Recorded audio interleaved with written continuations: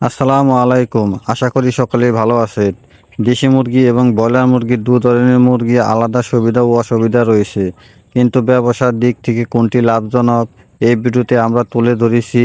খাবার খরচ, বাজার দর, পালনের সময়, রোগের ঝুঁকি ও লাভের সম্ভাবনা। আপনি যদি নতুন করে পোলট্রি খামার শুরু করতে চান তাহলে ভিডিওটি শেষ পর্যন্ত দেখুন। আপনি যদি মুরগির খামার করতে চান তাহলে প্রথম প্রশ্নই হলো, দেশি মুরগি পালন করবেন নাকি ব্রয়লার? কোনটিতে খরচ কম, লাভ বেশি আর ঝুঁকি কম? আজকের ভিডিওতে সহজ ভাষায় জানবেন পুরো বিষয়টি। দেশি মুরগির সবচেয়ে বড় সুবিধা হলো এর বাজার দর সাধারণ বেশি।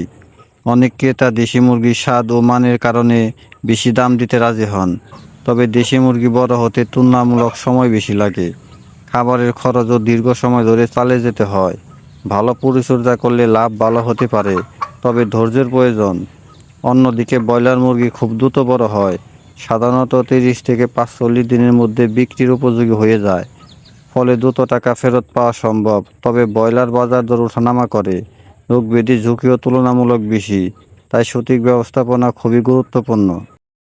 যদি দ্রুত লাভ করতে চান এবং নিয়মিত বাজার সম্পর্কে ধারণা থাকে তাহলে ব্রয়লার একটি ভালো বিকল্প হতে পারে।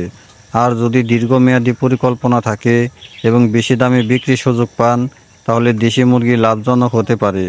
তবে লাভ নির্ভর করে শুধু মুরগির জাতের উপর নয়, খাবারের দাম, বাচ্চার মূল্য, রোগ নিয়ন্ত্রণ, পরিচর্যা এবং আপনার এলাকার বাজার দরের উপর। তাই এক কথায় বলা যায় না যে দেশি বা ব্রয়লার কোনটি সবচেয়ে বেশি লাভজনক। আপনার বাজেট, অভিজ্ঞতা এবং স্থানীয় বাজার বিবেচনা করে সিদ্ধান্ত নেওয়া সবচেয়ে বুদ্ধিমানের কাজ।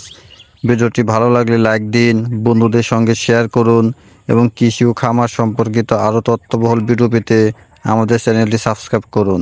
ধন্যবাদ সবাইকে, ভালো থাকবেন। আল্লাহ হাফেজ।